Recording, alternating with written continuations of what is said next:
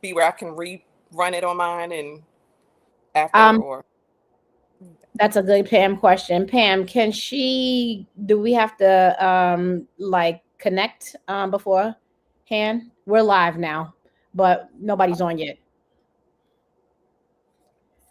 Oh, Pam, real quick. Can you hear us? Yes. Can she link this to her Instagram? Um, rerun it I'll have after. to see once it's there. Maybe we can tag you, Okay. but Or I'll can Yeah. she also be repost this? tagging you on everything, and you can repost and everything. Oh, Yeah. okay. Yep. Perfect. Okay. All Awesome. right. Perfect. All right. Hi, everybody. We are live. And I have to start remembering to not say hi, everybody, because the rule is that people like to feel like you're speaking directly to them. But I could not be more excited about this conversation today. We're doing a live hot seat coaching session with one of our headline heroes community members and someone who I've known since I was a child. I was literally in my early 20s when I met Sandy a million years ago when I worked at Def Jam Records. She is a published author. Now I'm so excited about that. And a beauty and lifestyle specialist. Like she's killing it. Oh, You live in Atlanta, right? I am in ATL, So Hotlanta. excited. So Hotlanta. let's get started. She has a little something for everyone in terms of lifestyle experience. I mean, a very, you know, a well let me see, well written in her book about her journey, but there's a little something for everyone in terms of different experiences. There's something everyone can identify with. So I'm gonna let you start to just tell us about yourself and the beauty expert piece of it and the journey to authorhood. Oh my. Yes. Shante, first, thank you so much for having me. This Thank is you. so super special to me because we have known each other for ever, and all that At you, least 20 years. at least 20 years. And God, you're still an inspiration. Thank So, you. gosh, where do I begin? Okay, just a girl from Baltimore who believes. That's that's the beginning there. Um, from Baltimore, let's see. Now I am a proud 54-year-old. I throw that out there That's because right. that was a part of me writing in the book. And I feel like I'm a survivor in so many ways of life. Life has thrown all the punches, I mean, all the blows, Mhm. and has so many highs and amazing experiences. And so I just felt like, you know, part of life and our testimonies is for us to share them. Mm. And I just got to a point where I didn't want to hold them in because I feel like I didn't have necessarily a blueprint to life. And I was hoping that this would encourage some young girls and middle age and women who, like myself, are going through perimenopause and menopause and all the things. And so I figured it would all tie into everything that I am. And that's just a flawed person. Mhm. I've been affiliated with the beauty industry for forever. I started out modeling, Dark and Lovely Box, Mhm. Runway, Paul Mitchell, and that led to me going behind the camera, getting a license. I felt like cosmetology, esthetician. I felt like those things would never be able to be taken from me. And as a woman, when we look good, we feel good. And Absolutely. so I felt like that would be an investment in myself and I could take it anywhere in the world. And we all just want to look good and feel good. And so that was one of I call it an investment I made in myself in gaining those licenses. And it, the author part was something I felt like I always wanted to accomplish. It was one thing that I wanted to leave a legacy. I wanted to leave my voice behind. Um, as I got older and I realized not having children, I'm like, what do I leave behind? And Right. like, okay, your voice, your stories, not your Uh-huh. stories. And so now it's all full circle. All Well, right. what I love about that, well, I remember the modeling career, right? Mhm. From when I first met you. Yep. And the beauty and lifestyle expert thing I'm going to learn more about in this conversation.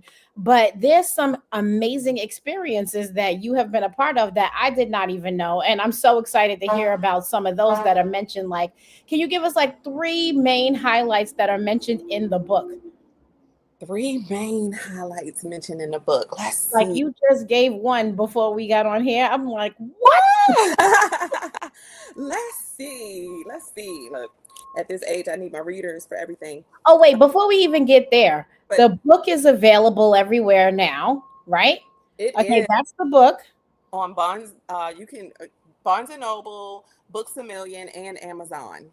Okay, Amazon. So, I mean, everybody knows, how to go to Amazon. I know everybody here lives on Amazon. Everybody lives Everything from your coffee creamer to your kids' pens and pencils for on school. every All of it. everything. Right. So it's available now in Barnes and Nobles, Books a Million, and Amazon. Yes. And you will be out this summer doing speaking engagements and working on it. Yes, I am so excited about it. I have one coming up at a beauty academy in Atlanta, Gwyneth Mosby Beauty Academy. She has Uh-huh. been known as, I mean, she's the mother of makeup, of mastery makeup, from Toni Braxton to TLC back in the day. Yeah, so I'm excited. About that in the upcoming speaking engagements. But yeah, three major. Well, one I did. We talked about because it was life changing, and I always say thank God I was a plus one for some years, Right. right? You know. But one of them was Oprah when she had her Bridge to Noun celebration at her home in Santa Barbara, and I mean the That whole was iconic. it was As one of the people who watched Oprah religiously, and I oh, know there's a lot of Black women out there who did, that was one of the top 5 Oprah episodes ever. it was like I mean Was it was that like Legends? it was Legends, right? the Legends Ball. Oh my God. It was magical. I It mean, was and it only happened once that way. only once, and for me to feel like wow, I really experienced that because I think it's like a 20-year anniversary. It's because I gosh, I think that was 2006. I But remember I mean, I have to look back at it. But no Cicely matter how many years have Tyson. passed, for Hmm. me, it's a magical moment every time I think about it. Every time I revisit it in my mind, like, oh my God, Sandy, Like you were there. I mean, literally Coretta Scott King, Maya Angelou, Maya Angelou, Cicely Tyson. Like, next to Michelle and Barack Obama. I Like, mean, I what? mean, Janet Jackson and my girl Ashanti, and I mean it was a magical experience. And again, for just a little girl from Baltimore who just wanted to believe and dream big and to be, you know, amongst all these iconic women who I mean, have just raised the bar for us to understand that we are queens and to Yep. hold each other up and that we can dream big and bold and beautiful Mhm. and that anything is achievable. I Right, mean, limitless. God, listen, I what mean, can I listen, I cannot wait to read about that in the book. say? Cannot wait. Yes, amazing, amazing. Another topic that I think that resonates broadly in the community, especially our respective Instagram communities, is fertility. You said Yeah, that you touched on that yes. because I had no idea. Because Mhm. when you're a hustler, you're living out of your suitcase, you're constantly going. What you Yeah. definitely Yeah. don't stop for is life, right? Oh, man. Until life stands in front of you and is like, hold it, pause, and then it makes you stop. It Yeah, makes you sit down, yeah, and I that's what your 40s all about, in my personal experience. Like yeah. this is the time where life was like, I let you do you for all that time. Now you're gonna sit down for me. Yeah. And I had a miscarriage in April of 2019, and that was my first like real just growing an interest in you know reading people's stories Right. about miscarriages, Yeah. feeling like you're broken, something's wrong, I'm being punished because I waited too long, Mhm. all of that. And then stumbled upon an article and it listed like 39 celebrities that had miscarriages. And I mean, it's all of your top of your tops, Exactly. Yeah. A Yeah. list. Yeah. You And learn all of them and had that. their own story. And I was like, Yep. oh my God. Yeah. So you That's have your own story about fertility. Yeah, I do. And that's the thing that I was talking about, Shante. That's the whole thing of when we experience things is, yeah, no, we don't have to put all of our business out there, but there are some experiences that I feel like when the time comes and when it's right for you to share it, because that's how we learn. We're not in this thing alone. It's not just us. Sometimes it can be such a lonely feeling when you're Mm, going through it and you think that it's just you. And mhm, I did. There were times when I would pray to God and I'm like, well, why won't you fix me? Like, I'm mhm. with kids. Everybody talks about how I would be an amazing mom, and I love my nieces, and it felt like the boat just came and passed me by. And as a especially the entrepreneur world, and we know the industries of especially women, when they're working super hard and they're Mhm. dedicated, to their careers. You A look up, decade goes by so fast. those years go by, and I mean, you blink and you're like, what? And then the doctor's then telling you, oh, well, you're at this age, you're high risk. If you Mhm. bear a child, you should start thinking about it like yesterday. And you're like, okay, well, okay, Didn't think yesterday, about it. I'm a I'm little not busy. gonna reach back. What am I gonna do with these ovaries? Where is the relationship? All the things that Right. we're taught we're supposed to have in place. You know, Mhm. you know, if we want to do it according to the book, when it comes to having children. And I felt broken for a while. I felt like God had abandoned me. I felt like I was being punished for something. I had no idea what to repent for. I just kept repenting, Right. you Right. know. You're just Okay, like, oh my God, I can't believe I screwed up my chance. I and I always thought like my mom had 4 kids and she had me. I was the firstborn and she had me almost when she was 30. And so I thought that I would be okay as I'm getting older. I'm going to follow in her footsteps. And then when it didn't happen and it didn't happen. And then the miscarriages. And then I started looking at the miscarriages like, okay, well, I didn't end up in that relationship anyway. Maybe that was God's way of saying, this. I always tried to find an explanation for what I was experiencing along. Mhm. And then I had to just one day just sit in it and sit with God and really say, let me hear you talking to me. What are you saying to me? Um, and that was an Oprah moment too. When one of the big moments when I did get to go to Africa and experience her opening an all girls school. Oh my And goodness. Another moment. Like another iconic moment that a it top five Oprah show moment. was iconic, iconic. And it was just seeing how all of the young girls started to like call her mom over time, and how she felt like she was okay with the fact that she did not want to have children. Mhm. I was like, okay, but I wanted to have children. But I just started to see the difference in women and their mentality, and Mhm. the fact that she was okay with it, but she also knew that she could spread love like a mother. She could nurture like a mother. And Mhm. I started thinking about my dad being adopted and thinking, gosh, had he not been adopted, where would I be?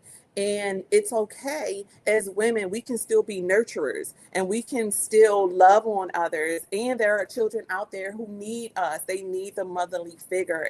Absolutely. So many. And that's when I started to merge into the thought process of, okay, I get it, God. That was not a part of my journey. That was not, what was for me.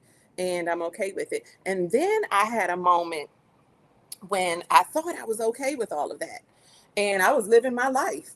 And all of a sudden, I just started hemorrhaging. I had no idea what was going on. Mhm. Standing in my closet one day and just gush all night long.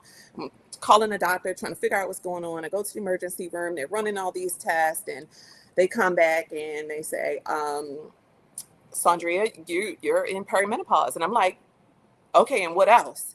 And I really didn't know what perimenopause meant. The women in my family hadn't really talked about it. My mom had never experienced hot flashes or anything like that. And I didn't so, know it came with flow. oh, I thought it was just a collection of, hot flashes, like a cycle that's all over the place, it's but like hundreds a regular cycle. of things that like symptoms that we don't know because it hasn't Mm-hmm. talked about, which I'm so glad it's being talked about now. But Mm-hmm. and so when I had to follow up and go to the doctor, they did the biopsy. That was a painful experience. Mm-hmm. Want to make sure there was nothing cancerous, and then I was told, okay, we're going to do probably a hysterectomy. And then something clicked in a way that the nurse, when she walked out the room, it's like she said it so cold, and Like it was nothing, like it was Tuesday, like it's not going to change your life. I was left there in this cold room on the table, like, wait a minute. And then it was like, okay, the thought of somebody taking away something from me if I had decided to change my mind and have kids, then Mm-hmm. it was like, oh, wait a minute, I thought I was okay with this. And so Right. then to revisit that whole, just the whole mentality of, am I really okay with this? Mm-hmm. And I got right. I didn't have to have the hysterectomy, but it did have me revisit the whole mentality of, like, Sandy, are you really okay with not having children in this life? Mm-hmm. And now I can sit with it, and I'm okay with it again. Like, Had I'm you good with it. had you ever considered adoption at that point? I did. I did. And it's something that I have not ruled out. I think because I am jumping more so back into the entrepreneur world, there's a part of me that wants to make sure I have myself together before I can take on that responsibility. So But yeah, just on that point, the and permission to coach you on just that part, just because I've been doing this mom thing for the last 5 years, and what took me so long was saying I need to get my stuff together before I bring somebody else into a messy situation. And no matter how together we feel like our stuff is, like there's absolutely nothing that I feel like could have prepared me for motherhood. There's no amount of money, because it's just that none of those things will prepare you to be the kind of mom that you want to be. You I, literally have no idea what personality your kid is coming out with, or if you adopt a kid, what personality they're coming to the table with. And all of the things that you think you can just hire for, you don't want to hire for when you're in that situation. Because a kid is like a giant mirror reflecting all your flaws, shortcomings, fears. It's yeah, like an exercise in constantly feeling like you're not doing anything right at all ever. And then you talk to other moms and they're like, yeah, me either, can't get right, it right, just right, trying to get through the day. right. Do you feel like that, like you have now found like a community of moms that you can talk to, that you totally now you all can relate, and you don't feel alone in your thoughts and it all? Yes, I feel like the entire journey, even from what you were talking about with the miscarriages, right? So I hadn't tried hard. So I didn't have a lot of failures under my belt when it came to, like, procreation. I was living out of a suitcase and was cool with that. And then right when I got to like around 38, 39, Keita Williams came to me at a brunch, and she tapped me on the arm and was like, let's not forget to get to this thing too. You know, Yes, we love our hustle, yeah, Keita. And she was like, she gave me a phone number. She was like, I want you to talk to this guy. He's the best. And I was like, okay. It was a fertility specialist. So I went to him while I was on that trip in LA. And he was like, for your age, everything looks like it's in place, but you need to get started now. You're 39. And I was like, damn, I haven't even thought about that. What does that even look like? Now right, I'm going, right. I'm not prepared yet. I didn't have everything together yet. I didn't have enough money in the bank. What about this and that? The Oh, 135 is not where I wanted it to be. And I'm like, damn. But I was married already like 3 years. And so it wasn't until that miscarriage where I did not have a burning desire for motherhood until I thought that I didn't have the opportunity. After exactly. that miscarriage, I was like, Mm-hmm. it just was like a complete Yeah, mind shift. Like right. now I was like, I'm being punished. I'm gonna miss out on this opportunity, like this experience. And then I had made the decision to spend $30,000 on IVF, and I go and I make the appointment, and I go into the doctor. This is in January, and I go, Doc, I think we're gonna need to do IVF. There's a whole new doctor because I was like, I need a specialist, and he's like, I'm gonna do some blood work and some urine work, and we do it, and they sit me out in the lobby for what felt like hours. And then they call me back in and they're like, hey, not gonna need that IVF. And I'm like, what do you mean? And they were like, looks like you're pregnant, but we had to look down there first. Don't get excited. And this doctor is a super great doctor, but he will tamp down your expectations. He's like, Right. let's just see if it's in the right place first. Don't get excited.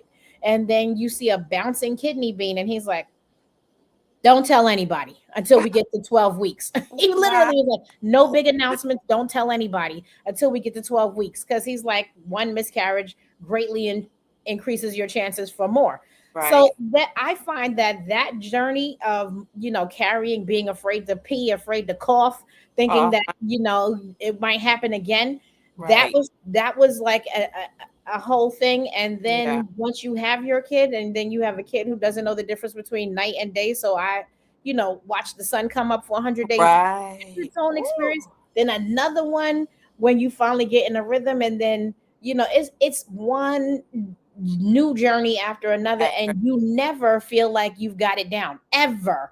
Like, I'm just talking to other moms, and to answer your question, like, I'm like, what are you doing to get it right? And they're like, I'm not getting it right. I'm just finding a system. Right.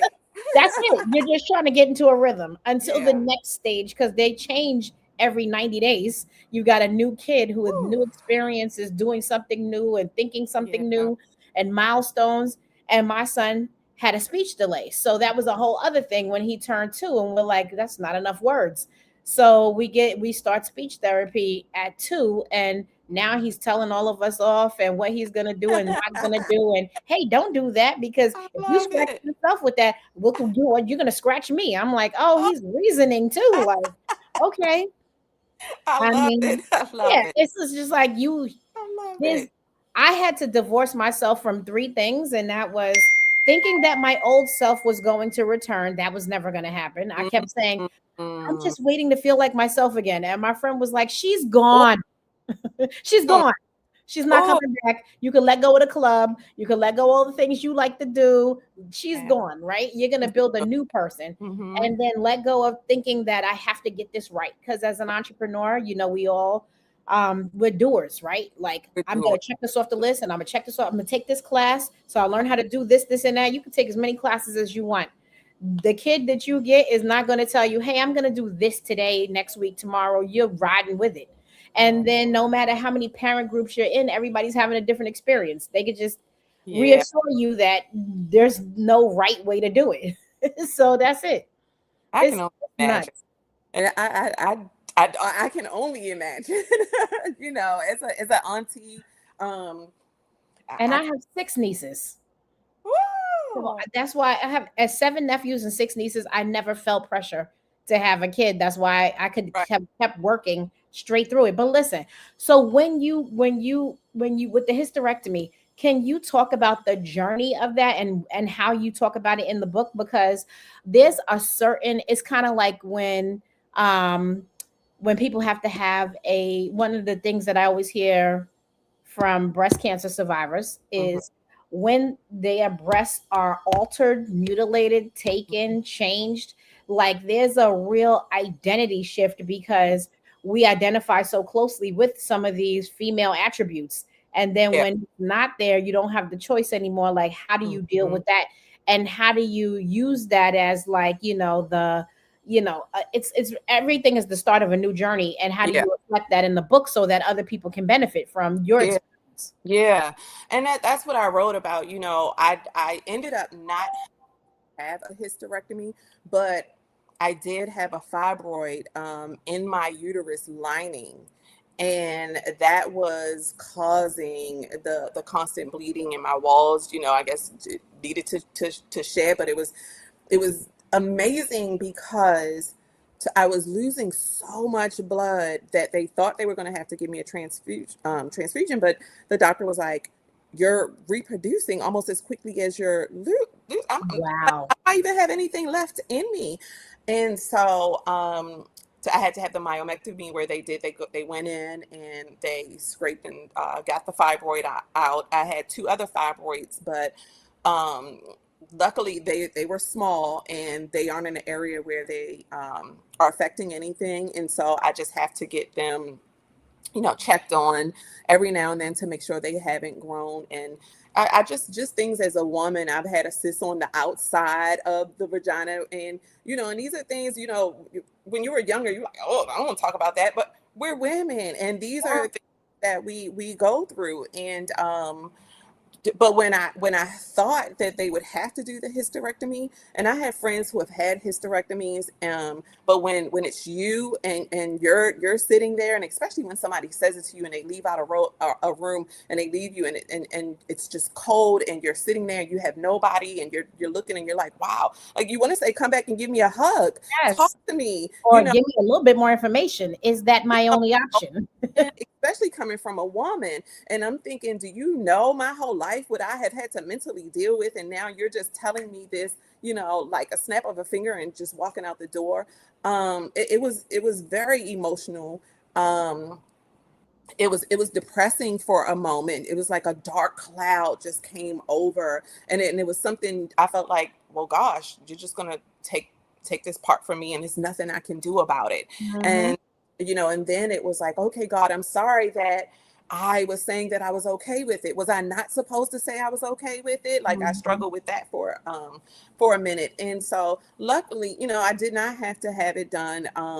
And since then, I have been on hormone replacement therapy. I've been doing all the things because I've had all the symptoms. I've had the brain fog, and as an entrepreneur, that's challenging. I even went back into the work world for a minute to try that, but we're used to like hustling, That's moving, right. controlling our own time, and but yeah, the brain fog, hot flashes, the a few months ago when I get the pellet, and when the pellet wore off, the body aches. Where literally my body, my bones felt like I was maybe like a 90-year-old woman. What's a It, pellet?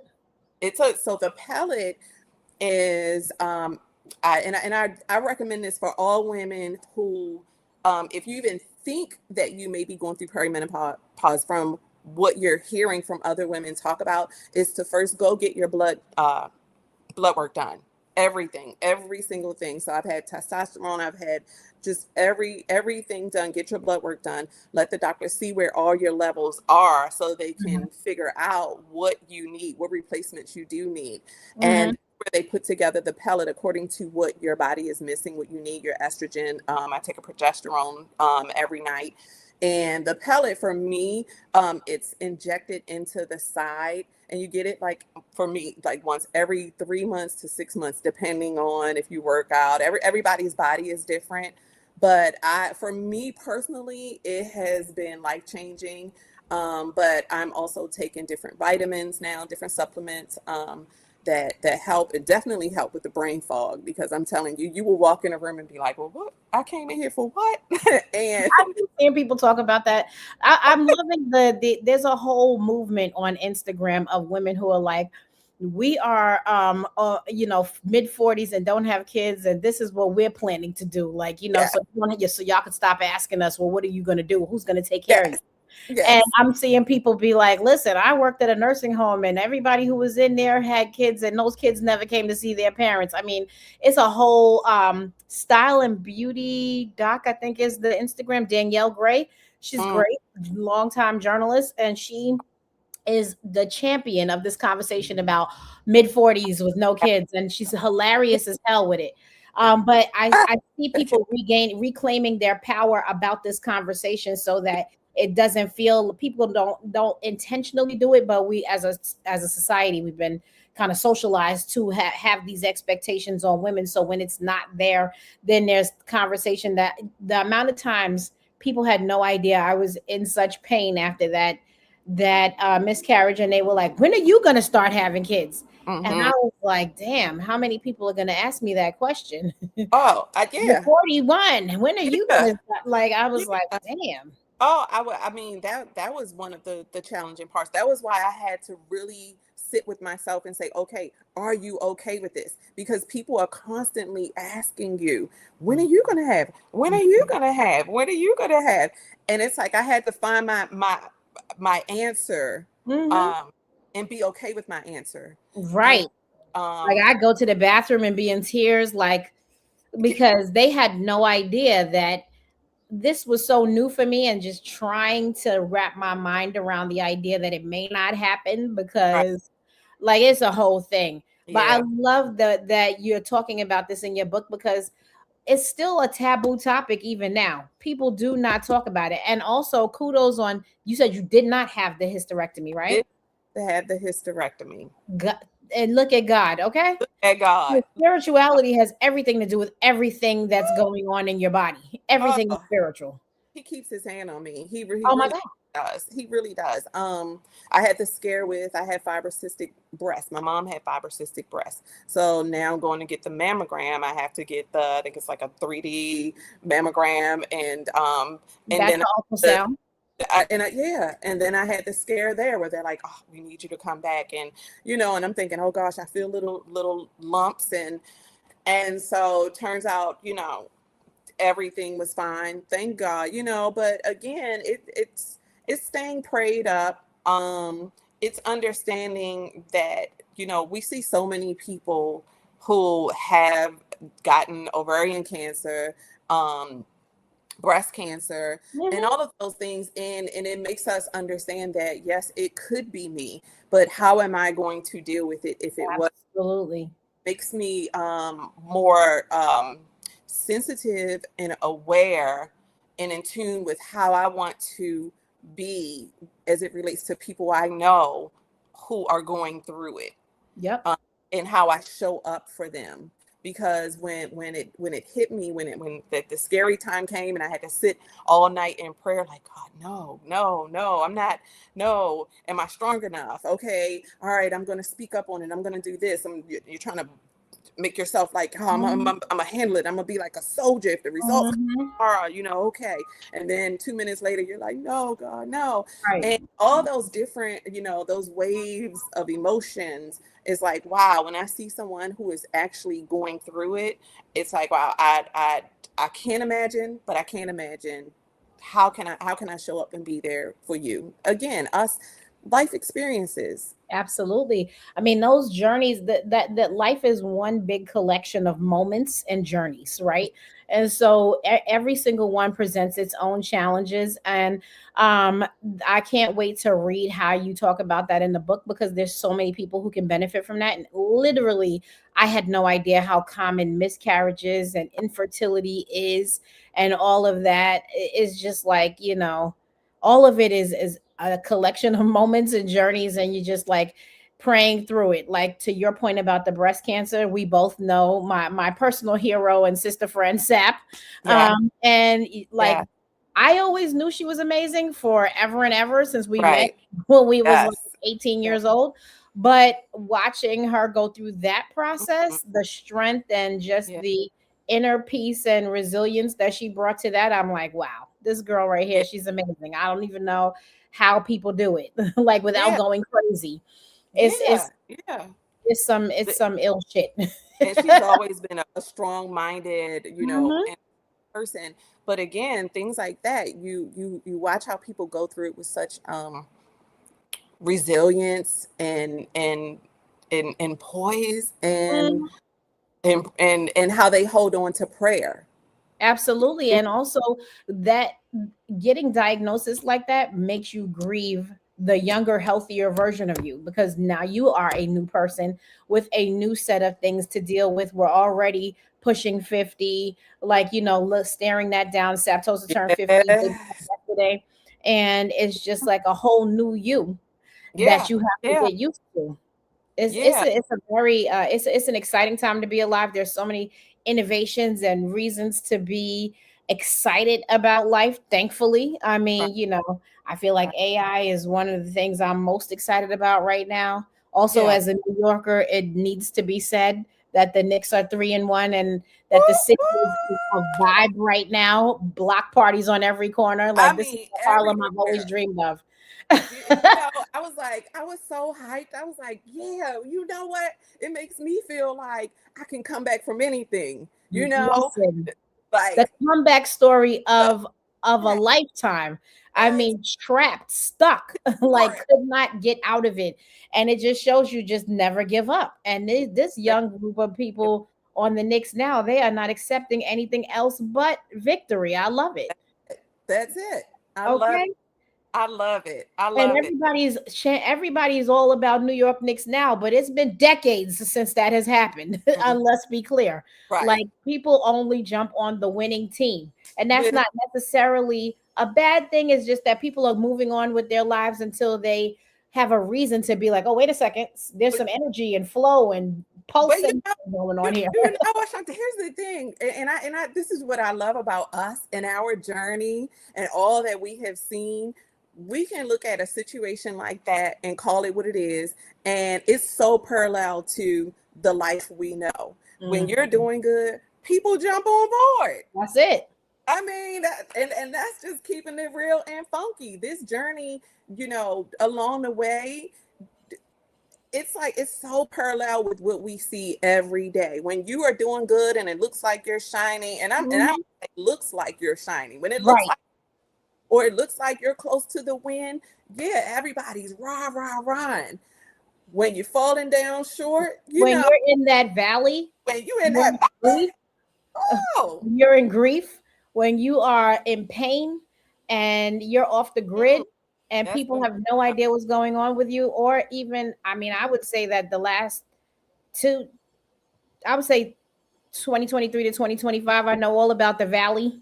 Oh, Like I lost my sister in July of 2023, and then it was like just an onslaught of more yeah. stuff. Like I say we're being so our journeys are so parallel. I lost my mom in 2023. Um, Flew to Maryland, took her to the hospital on her 82nd birthday, Mhm, uh, which was March the 18th. By April the 16th, she passed away. April the 26th, I laid her to rest on my birthday. mhm. So for the last 3 years, I have not only been going through the perimenopause, but I have been going through the grief. The And real grief. talk is, I feel like I lost everything. I feel like I am at a stage of rebirth. Um, Mhm. and that's another thing that I want to keep real with people too, because a lot of times we try to hide when we're going through real life experiences and how Mhm. it affects us.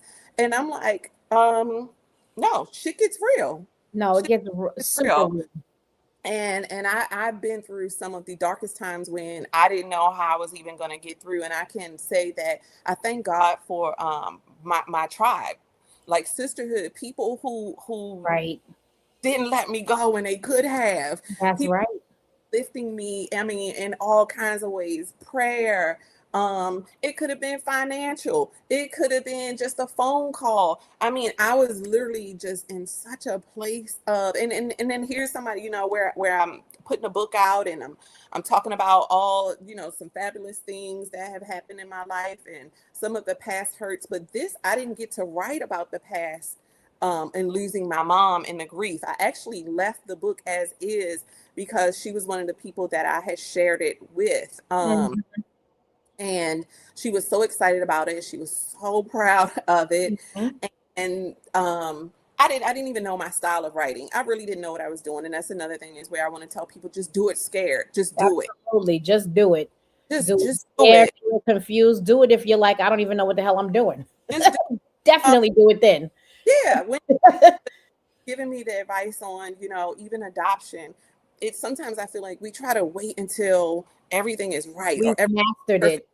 And shit, I don't know if everything's ever going to be 100% right and perfect in the moment. And Mhm. and if we keep waiting and putting it off, putting it off, putting it off, we're not gonna get it done. But kudos to you for making it through, you know, the past 3 years and being here. The fact that we're here and we've shown up today, we're pushing through grief.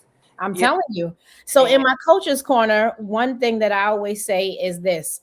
Um, because I'm guilty of the same thing. I think that if I read about it, study it, and then master everything that I can on paper and watch enough videos and all of that, that I've mastered it. And the last 3 years have taught me that doing it is doing it. That's it. Reading about it ain't doing it. Watching videos ain't doing it. Understanding it ain't doing Ain't it. doing Doing it. it is doing it. And if you're like, I don't know what the hell I'm doing, but I'm trying, that you're in the right direction, because the only way you're going to know what the hell you're doing is to Mhm. do it and F it up as many different ways as you can until you run out of ways to F it up. And then you know what you're doing. And that's I- really literally it. yeah, Because most yeah. people are out there winging it, not knowing what the hell What to they're do. And if you doubt that, look at our presidential administration. Everyone is winging it in the whole damn thing. Nobody has any experience or knows what's going on. They are just, they they're get just out there chosen. winging it and doing They'll, it. I mean, this is literally the administration of winging it. Winging Everyone, it, doing it, everywhere, whether they messing it up, whatever it is, they with just no consequences. they do right. Weird. They Like, doing it. wait, doing it is doing it, and there's no substitution for that. And I don't care what you're doing, publishing a book, right, making a film, Right. trying to grow your business. Doing it is doing it. And even though it seems like you feel crazy, you might feel like an imposter, like I'm out here pretending that I know what I'm doing when I don't know what I'm doing. The Mhm. people who seem like they're so confident and they're experts in it, usually there's a little bit of fakery in there, and they don't even know that what they don't know. And that's where you Yeah, don't yeah, want to be. At least knowing what you don't know yeah. is. It's so funny because I was thinking my friend Will Packer and Mhm, his book, The Audacity, and mhm. like, and we would talk about that sometimes, and I was like, huh, like, why shouldn't we have the audacity to be delusional Mhm. and think that we can do it? Do And it. I don't know. I feel like I mean, sometimes I get a little discouraged and then I shake it off and I'm Yep. like, Part of the what you journey got to of doing lose? it. You got this one life that you know of. Exactly. Like, just go There's for no do-overs. And it. at the Ain't no end of the do. day, anybody who had anything shitty to say or some type of commentary, but they're not doing it, is watching from the sidelines, passing judgment on somebody who is doing it. And every time that you think about that, just be like, negative commentary comes from the cheap seats. Mm, Okay. It does not come from people who are on the floor doing it. that And part. that is the bottom line. If you're doing it and you're failing, you're doing it and you're moving forward, you're learning, and Yeah. that's it. There's a so like the if there's anything the last 3 years have taught me, right? Because I sometimes look at the photos and I look at black women, essence black women in Hollywood, right? Mm-hmm. That February of 2023, I had a custom jumpsuit on and my hair done and looking fabulous. And I was thinking, ooh, I'm on my way back to me, right? Like, Right. I just remember the person who I was when I went out there. Like, she was hopeful that I'm going to return to me after this motherhood journey and all of that. And I came back and my sister got really sick. And Mm-hmm. from then, everything kind of changed. And then she passed on July 2nd. My cousin Alonzo, he passed 2 months later. A month later, my nephew was diagnosed with meningitis B, and they gave him literally like 24 hours to live. But a young body can always recover. And Ooh. 100 days in the ICU, and he is Mm. walked out the hospital like Praise girlfriend prom, God. graduated. I mean, like Praise. all of it. And so miracle, but nothing, I don't think, knocked me off my feet like the Sunday after Thanksgiving. Mm-hmm. My son came to me and he was like, "Mommy, my tummy," and he projectiles vomited across the room like I've never seen before, and then couldn't stop vomiting. So we went to the ICU. They sent us, I mean, the emergency room. They sent us back there like nothing to see here, stomach virus. Then he vomited that night and the next night. By Wednesday, which is 3 days later, because he was vomiting green every 20 minutes for 4 hours. We go to the emergency room at 4 a.m. By noon, he's in emergency surgery, and they're removing a huge polyp from his large intestine that won't let anything pass. And there's something about that experience in the waiting room, and when it's just you and God to call on, Mm. beginning of a whole new person. And so the one thing I've learned over the last 3 years is that grief will lay you down, but Mm. your job is to just literally just lay down Mm. and be like, Mm. there's a testimony, there's a lesson in this, and allow the changes that are supposed to happen to you. You are not supposed to come out the other side Yeah. the same person. Yeah. You're gonna feel Mhm. sometimes I'm sitting here, me and my sister would be on the phone for 3 hours every night, and I'm sitting here like, how am I even getting through the day? Like, Mhm. we're not on the phone right now. Like, that is so Oh, odd to me to man. not be on the phone for 3 hours with her. Yes. One good thing about motherhood is you're so damn exhausted. You made it to 11 o'clock. I'm just like, Mhm. damn, I didn't even like, I made it to 11 o'clock. Right. Grief, Yeah. recovery, all of that. And so I just feel like what helped me was to pour all of my energy into helping my entrepreneurs. And because everybody has some grief story, has a loss story, has Mhm. a journey that they're Yeah. they're trying to get through, has a doing it, I'm trying to Right. learn it before I do it type of Mhm. thing, Mhm. has a miscarriage story, has an infertility story. So we Yeah. all have these stories. So we should be collectively working together to like get through Right. it. Right. Yeah. And by the Yeah. way, trying to build a business. I So love it. I all love of that. I love that. And I love what you were saying about the like going through grief. I had to realize I'm not going to be the same person. Like I was thinking, oh, I can't wait to get back to me. I can't wait. My friend Jackie cut all my hair off from the menopause, the loss, the grief, the stress. It was just taking a toll on my hair. I Mhm, just when I looked in the mirror, I just didn't look healthy. I mhm, looked like I was just wallowing in grief. And mhm, then I had to give myself some grace. I was mhm. so busy trying to climb out of it But you that weren't I getting the mhm. allow myself to be in it, because sometimes we need to we got to go through it, and I'm still going through it. I'm still Yep. having of going through it. And it's like you said, I'm used to I FaceTime my mom every day. I paid for a phone so that we could FaceTime, and no matter what my commitment was, I would not miss a day without talking to Mhm. my mom. And so my days, there are days when I go to pick up the phone. There are days when I go to tell her something. But then I also find solace in I put our picture on my screensaver, and I started seeing 111 and angel numbers. And then my friend Shante Doss, she's started sending me red cardinals, and I mean, she would send me prayers every day. So then there was like a community like you had with the mothers. There were a community of females who had lost their mothers and Mhm. embraced me. And nobody ever wants to be a part of that community. Right. But you thank But you need each other. God that they're there, and Yep. they embrace you, and then you're holding each other up along um this journey, this new journey, this new unfamiliar journey, and the ebbs and flows of the emotions. And so I just what you were saying and about even now it's like I'm trying to get dressed for myself. I'm trying to get up For and yourself, absolutely. fix my hair and feel like I'm alive again. But Mhm. also when those moments hit me, I just give myself some grace. Sometimes I just have that ugly cry, and sometimes I hate when I have it because I know the next day I'm going to feel like somebody stuck a tube in me and drained all my energy out. Mhm. But I know it's necessary to get that out.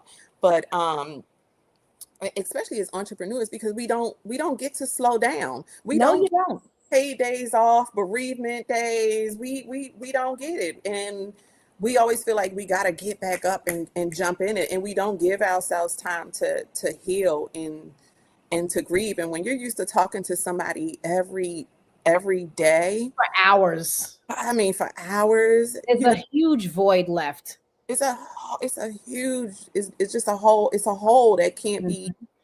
filled. And we got to give ourselves some grace to allow ourselves to grieve when we need to grieve, and to No doubt.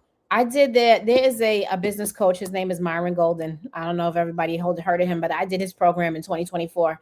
And it was the right time to do it because the PTSD of being in the ICU with your 3-year-old for 9 days after surgery and all of that, he got back right back to himself, running around and playing and all of that a couple of weeks later. But me, you were still never the same. present. Yeah. I was never, I was like, the PTSD was on me. Like, I Right. was just like, I can't believe that just happened after the whole thing with my sister. Right. Yeah. So Woo. The thing that Myron was saying was like, when we get in trials, we always try to get out of it as quickly as possible to Mm, not feel that pain.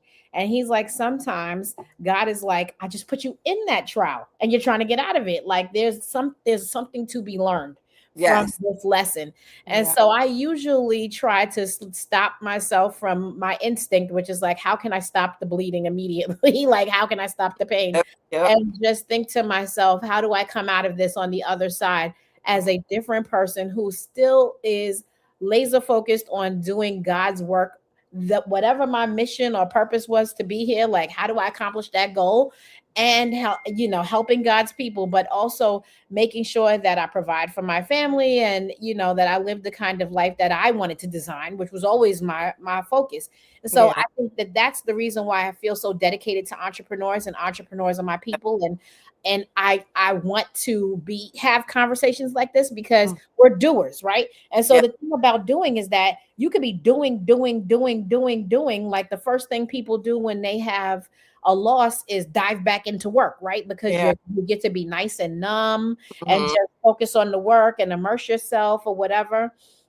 And there's nothing like, it's just kind of like when Kanye's mom passed, or even to go all the way back, Lloyd Banks. I remember reading a story about how he, after his dad passed away, he dove right back into getting on the road and just, moving.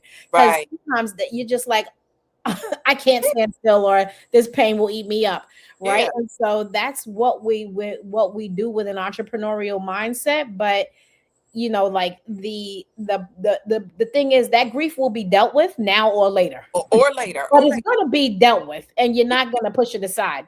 And I love so you have you your, know like, not to cut you off. I love that you had, because this is one of the things for me that I struggle with when we go back to the fact that I had miscarriages, and then I didn't have kids. I chose to not have kids. I have I call him my bonus baby. He's 13. He'll be 14 in August. So God has given me the opportunity to love and watch someone grow, and all his accomplishments and all the things. Um, but there is this thing that I struggle with, how you were there for your son, and I can't imagine the panic you felt of him not feeling well, and you as a mom can't just touch it like magic and make it all better in that moment. And I struggled with, when I was going through grief and all of the darkness, I went through, oh gosh, I never got to give my mom a grandkid. That was the one thing I used to think about. And I remember she threw me this 45th birthday party because it was her way of doing something for me, because I hadn't gotten married yet. I had uh-huh a baby shower. And so she wanted to do something for me, to celebrate me.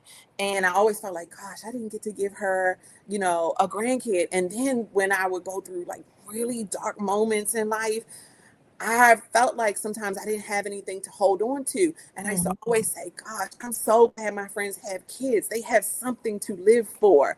They hmm have that something that's making them, they gotta get up out of the bed. And I used to say, gosh, well, what do I have?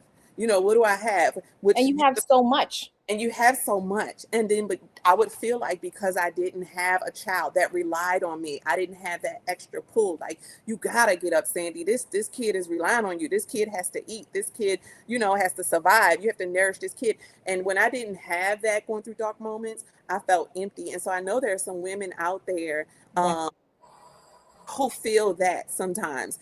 And then so I say, find that something, find that something that you still have to nurture, even if it's yourself. Just find that something and hold on to it, because yeah, sometimes when you don't have kids, you're like, gosh, well, what do I have to live for? What do I have to get up and not be sad today? Who's relying on me? And it can be so easy to stay down when you don't have that. And so yeah, I'm at that place too, of always like, okay, what am I grateful for? absolutely. But also on top of that, I would say that another thing from my coach's corner is life is a series of moments and journeys. And honestly, on a very basic, like stripped down level, something to look forward to. As long as you, some people just are literally out there surviving on having something to look forward to the next day, the next week, the next month, whether they're planning a trip with their friends or going on a retreat or something like that. Because once you stop giving yourself things to look forward to, then grief takes on a supersized influence in your life, and it starts to feel like I don't even have anything to look forward to. And it could be something so simple and elementary, like I'm going on a yoga retreat, I'm going on a book club, whatever, I'm going on a girls trip, or I'm That's so going to start good. this new Pilates program soon, or I'm going to do this new art project, but something to look forward to on its very basic, raw level will get you through those moments where you feel locked up in pain and grief and loss and all of those. And entrepreneuring while momming, that's something, Woo, but entrepreneuring, momming while grieving, that's something else. Like I feel that's like that first year, triple. my son, it's to the point now where it doesn't happen often, but it does happen. Like, if my son sees, like, I will be watching TV or something like that, and there's a tear on my face, he'll be like, "Are you thinking about Auntie Charlotte?" And then he'll wipe my tear, like Oh, literally, because I felt like I was in such grief, like I was moving around like a robot and not oh, really yeah. delivering like on an emotional level. And I Mm, spoke to a friend, my friend Karen Body, who also lost her sister when her son was young, and she gave me some encouraging words, and I was like, yes, that's it. That's how I couldn't articulate it, but like I right. don't know what I'm doing right now. And she's like, it's okay to not know what you're doing, because the person who you spoke to every day, my sister was in the room when my son was born, and I was just like this actually happened. Working on believing it is part of it. Like I still be Oh, like, that actually happened. yeah, yeah, You're like, yeah. that That's did it. that happen, and Yeah, it's so permanent. Like you're like, I can't believe it. yeah. And you're really never the same. Like, and Never the and same. and it's understanding I'm not going to be the same. I'm not going to be the same person. Yep. And I'm it's a new birth for Hmm. us.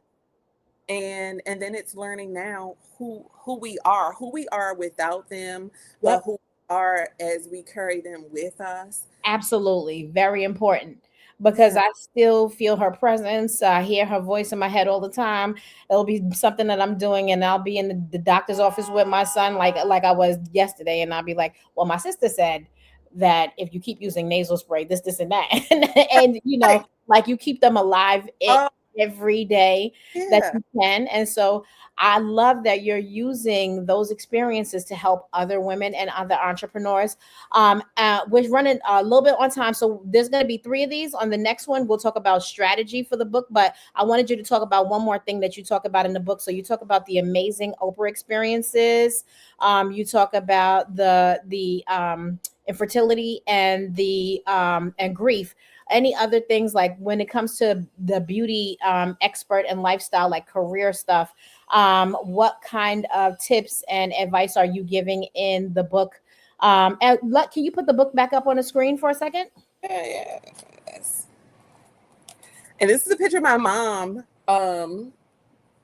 Y'all are twinning. I No, swore this that is was you. me, but it's a picture that she wanted me to use. And some people were like, "Oh, you don't put your picture on a book, or I'll do this or do that." And I was like, "This is what my mom wanted. I'm going to honor it." Can you And put it so closer? this is the picture. Nathan Percy was the photographer. But yes, live, learn, and love smart, navigating life with intention, wisdom, and heart. Can you put it a little closer? Great. Okay, so live, learn, and love smart. I love it. That's a beautiful photo too. Thank All you. right. So when it comes to the beauty and lifestyle piece, what are you talking about in the book there?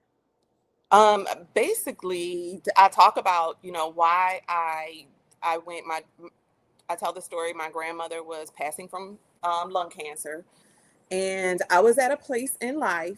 I was living in New Jersey. Everything looked grand. Traveling the world, with some of the elites, and but for me personally, I felt lost. I felt like, well, who am I now in this chapter of life? I had been a disability specialist and worked for the state of Maryland, straight out of high school, had been there for about 14 years, but I had always, done the modeling thing. But then I got to that place in life where I was like, okay, it's time to pivot, which is something I talk about in the book, like being okay with pivoting and reinventing yourself over and over again, as many times as you need to reinvent yourself, do it. And I had to ask myself, like, well, what would I do for free in life?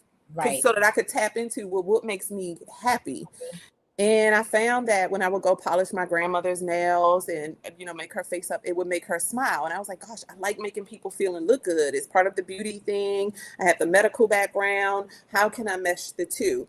And so that was the thing of going to cosmetology school allowed me to be able to still travel, and to take my books and to come back and be hands-on and learn um, and find the balance in figuring out how I'm going to get this career over here and how do I live this lifestyle over here. Mm-hmm.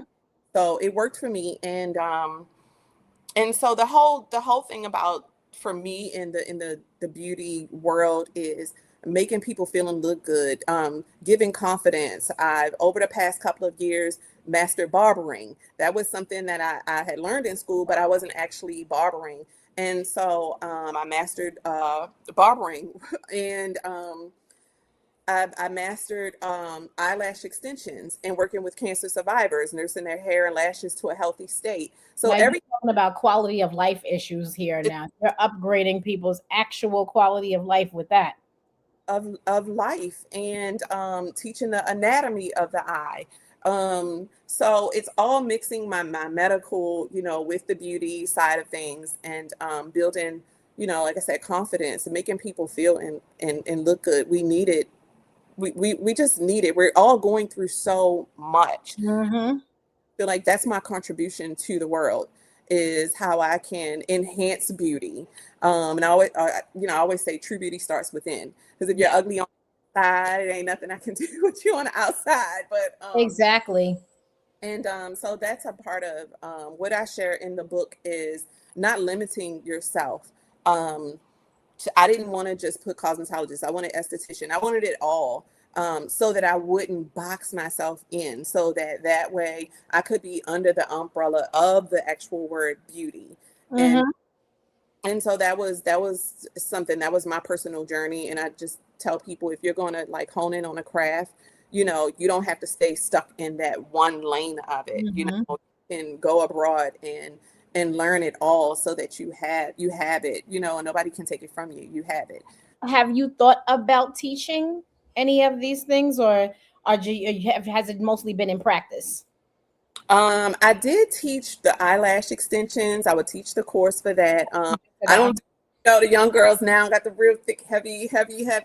I'm still, because sometimes working with clients who are in TV and film, it's like, okay, what is your character going to be? Is your character going to the mean, evil, dark character? Is your character going to be the housewife who plants the flowers? And so everything is customizing, for the eye shape. And again, learning the anatomy of the eye. Like, why do you even have eyelashes? Learning the different layers of skin. So it's deeper than just the beauty of it. It's tapping into the health side of, what is going on with you? Why are your lashes falling out? Why is your hair falling out? Women who are getting alopecia. So it just, it makes a big category of pain. Yeah. And that's where I find the reward in what I do. But I have thought about teaching more. I think I'm at that place. Well, the reason why I asked that is that once you publish a book that deals with, not that the whole book is about beauty and that kind of thing, but you can always publish external worksheets to build on whatever you bring up in the book, and then start doing either digital courses that you record and show people what to do, and you just upload it, and that way you don't have to have a scheduled time to be on the phone with a lot of people. And anything that is your expertise, at this point you are like a professional beauty expert, you know, decades in the game. And so I would say that that's just something else to think about to open up an additional revenue stream. A book is a authority building tool. And if you really you know, expounded upon your beauty experience in the book, like that's something to definitely use, where we can you know, build on that as you're marketing the book. I would love that. I've also been going out and speaking to young girls Hmm. about hygiene and beauty and just, you know, You find cosmetic. them to be receptive? I Oh, have. okay, great. Because I find that most young people, they really do believe that they know everything, and there's very little that they can be told. I think I found the age group that um, is excited about maybe different celebrity clientele I've done. So there may be like a certain age bracket where they're interested and they're tuned in Hmm. because you can kind of name drop a little bit, or you can talk about different movies Right. or shows that you worked on that makes them feel like, oh, okay, okay. And that's what I've been trying to do, is figure out how to engage them. Um, You are still actively doing hair and makeup on set? Actually, at the moment, I have taken a break at the moment, but I am ready to jump back in. Okay, because I Yep. was going to say, you know, that's a whole lane that nobody's actually out there teaching. I saw one person who had done a video on Instagram that came across my feed, but I also saw that that person, a lot of people in the comments were saying this is AI. I don't know how many, everybody thinks everything is AI these days, which is so Right. annoying. But there's a definite lane for people who don't know how to do makeup for camera lighting, right? That Right. just, it's a whole different ball game. Like, you Yeah. know, when somebody's recording for, you know, cinema, for Mhm. TV, whatever it is. And there's a lane there. I think that, Yeah. you know, is very exciting. Um, there's an opportunity for digital courses, for freebies, for worksheets, for anything that. That's the digital course. I would love the digital course. Yeah, and that's something that you can do easily. You can do it at home. You can record the videos, just make sure that it has a good flow and some tools to go along with it. But Hmm. that's definitely something, if you have like a lighting studio you could use to show them how and where to position the chair and all of that. That's a good way to just record it once, sell it, would Right. put a price tag on it, 37, 47, $97, whatever you want to charge, because right now I think there is an deficiency in experts, right? There's a lot of people saying they're an expert on social media, and there's Mhm. a hell of a lot of con artists. But when people get into it and they really do need someone to show them how to do something, I think there's a Right. deficiency. Because right now everyone's giving away everything for free on Instagram. You can get anything for free, any kind of course, anything you want, because everybody's just trying to get audience and attention. Right. At the end of the day, there are some service jobs where you still have to know what you're doing, right? Right. There's no Right. shortcuts around this one. There's no shortcut. And so I think that this is one of those opportunities where you can record something once and have it be a compliment to your book, or have the book be the you know, the first step, and then the course be like, you know, step 2 or 3. I love that. Yeah. I love that. Yeah, because that right, and if you have 3 client testimonials, that's all you're going to really need. Yeah. And you can have people who say, no, she's the truth. I definitely, she's done my makeup or has done my client or whatever, or my film. Having some of the people who have hired you to work an entire film, like, or a television show, to having them give their testimony is definitely key. But those we could talk about that on a strategy call. But I'm glad we dug into this book. Is there anything else from this book that we have not talked about? Yes. Well, in the book also there are affirmations. Mhm. And some people ask, why did I titled it like a, not titled, but I said 21 uh days, and they were like, 21 days or 21 chapters. And I was like, no, 21 days. And the reason why is because I watched a motivational speaker years ago, And I remember her saying it takes 21 days to create a new habit. Mhm. And so because I, made it where it's not like a straight read through book, it's more like self-help, pick up, put down. I wanted people to feel like, oh, they could pick day 6. They could pick day 8, which is gratitude. And I talk about gratitude. And then after each story that I share, I list affirmations that are authentic affirmations that I actually recite to myself, because I didn't want to, like you were saying, everybody thinks everything is AI right now too. And Mhm. everybody thinks, oh, everybody's just copy and pasting affirmations. No, these are from my experiences. These are what I came up with every day that I have to say to myself to sometimes uplift myself, look in the mirror, build my self up to get out there and face another day, another hour, another minute, another 30 seconds. And so I share affirmations, and then I share a page that you can journal in as well.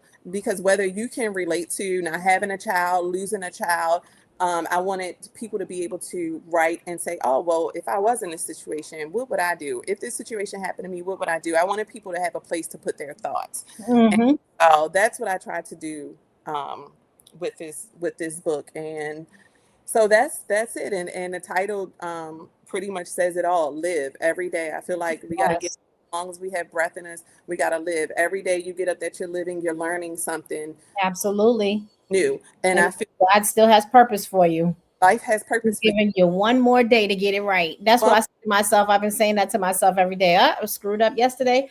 Thankfully, God gave me one more day to get it right. one more. Thank you for just one more. One And, more day. and then love, you Mhm. know, what do we have without it? Whether Right. it's loving our child, loving our mom, loving our sister, we don't have to have the best relationships with people, but just to carry the energy of love every day is how Mhm. we get through this thing called life. Absolutely. And so How we get through that's it. it. Live, learn, and love smart. Mhm. Love smart. I Yeah. also I don't know if you deal with this in this book, but or maybe in another one, but on the topic of grief. I think that there also could be a conversation about there's a lot of people who they get really stuck, Hmm. frozen. It's almost like debilitating I've been there. grief, and they cannot get out of it. And in that case, it can limit you for a whole lifetime. Yeah. That's a conversation for another day, but Yeah. definitely one I that I have, think I is want to share with you because yeah. I've seen firsthand family members who just could not get over the loss of someone as a child, and then it was like it shadowed their whole lives. Yeah. Yeah. I feel like I lost 3 years.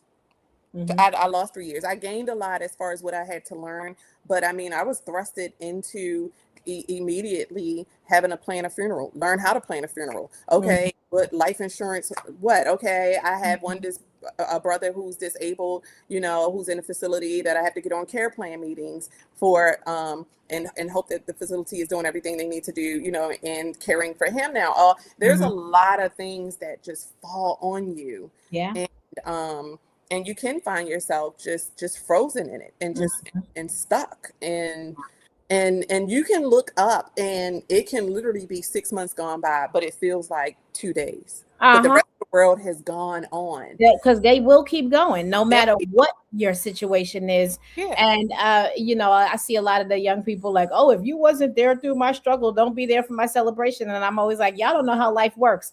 You Woo. don't show up either for someone when they're underground. You have no idea what's going on with them. Once they start looking like they're winning, you tune in. Yeah. Unless if it's someone in your close inner circle, that's one thing. But like with this whole Knicks thing, and everybody's like, "Oh, nobody celebrated them until they were winners." That's kind of like how the world works, right? That, Because everybody's on their own treadmill trying to get through. yeah. So you don't have time to just stop and just go figure out why so and so is invisible anymore, or No. what's going on with so and so. Especially because so much of how we live is so rapid. It's Everything is so oh fast on social media. gosh, you think back to us when we had beepers and si- Okay. and the And Blackberry. Motorola time port, Oh, we had the Blackberry. that's And now everything's like everything's just fast. lightning. And yeah, so I'm trying to do better now, but I ask people, to give me grace, and don't judge if you see me right here, right now, smiling, and looking like I am showing up for life. Yes, I am showing Mhm. up, but with grief, we can get out there tomorrow and we can smile and we can be go-getters and we can get it done. And then when we get back home, we're back in grief, and people don't Mhm. know what it took to get out there and do what Absolutely. they had to do For and those couple hours. for those couple hours. And so that's the gift and curse of social media too, is that it can look like everything is great and that we move past things, but we are still carrying the weight. We are just learning how to carry it.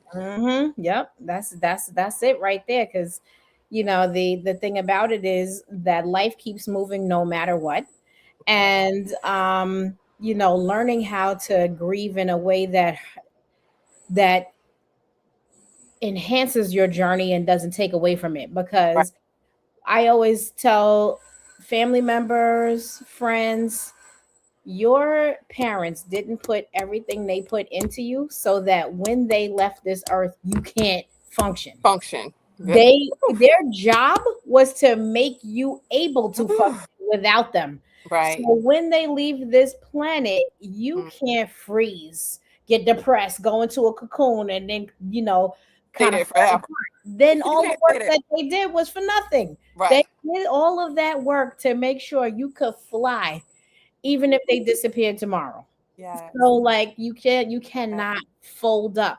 And Yeah. that's easy to say and hard as hell to put in practice. But Mm. at the end of the day, are you grieving in a way that's going to enhance your journey, or is going to take away from it? Because you can lose a whole decade easy, and Easy. because of grief, easy. And Easy. look up Yeah. and be like, oh my gosh, like Easy. that time is gone. It's gone. That person invested in you. Are Yeah. you giving them a return on that investment or not? Right. Right. That's That's usually why I'm so glad you're doing this. I'm so glad that this has been laid on your heart to do for entrepreneurs. Because like you said, we all have a story, you know, everybody. and you stepping up and taking the lead on doing this for us is I'm in survival mode just like everybody else. Like, yeah, let's just do it together do it because it's so serious out here. so Like, serious. I'm usually like, wow, made it Yeah. through another day. If you're a person like me and you go at the end of the day, I made it through another day without my sister. Like, I don't know how I'm doing it. Made it Whew. through another one. Yep. And Yep. after a while, you're just like, it's 11 o'clock. I made it through another day. Hour and I'm like, oh, okay, made It it. becomes like a real Yeah. effort to get Yeah. out there. Yep. it, Yep. it's it's not, you're not by yourself. The book is the best thing you could have done for yourself because that is enhancing your journey. You now have a tool of validation in the marketplace. You are a published author. You're in Barnes and Nobles. I mean, that's freaking huge. And And we're just digging into the content in this first session. And the second one, wait until we get into the offshoots, the strategy, the next level up of the offer suite, and all of that. That's going to be freaking bananas. To use a throwback word, that's oh, going to be I'm ready. Bananas. I'm ready. I'm yeah, ready. Yeah. yes, it's going to be great. Do you have any reviews on the book from journalists? I don't. This is like I said, I feel like right now I'm ready to jump in and ask, which was another thing. I never asked. I Yeah, really you have a ton of journalists in your social circle in I, Atlanta. and I haven't asked, and that's what I'm learning to do now. Ask. Mm-hmm. So I'm ready to ask Mm-hmm. and push it and move forward with it and not let it sit. Absolutely. Yeah. Well, I'm excited about our next conversation. We will let everybody know when the next one will be. But this was such a great conversation. I mean, I had so much fun and was so needed. Like, all of these conversations are cathartic because Yes. we're all walking around with so much of this all day long. Yeah. Yeah. Well, we Thank we you in for this thing sharing. together, sis. We in it together. Okay. We in it together. Thank you for sharing your journey and stories about your beautiful mom. And I know she's watching over this book, and it's going to be amazing. Amazing. Thank you for coaching me into this next chapter of what's going to be so super fantastic, amazing, So exciting. prosperous, and just, I mean, out of this world. Thank Yes, you. I'm excited. It's going to be fun. I will Yes. see you soon. We're going to have fun this summer on Yes. this book. All right. Yes. So I will see you soon. And thank you, everybody, for joining. We will talk to you soon. Yeah. I'm going to end the stream.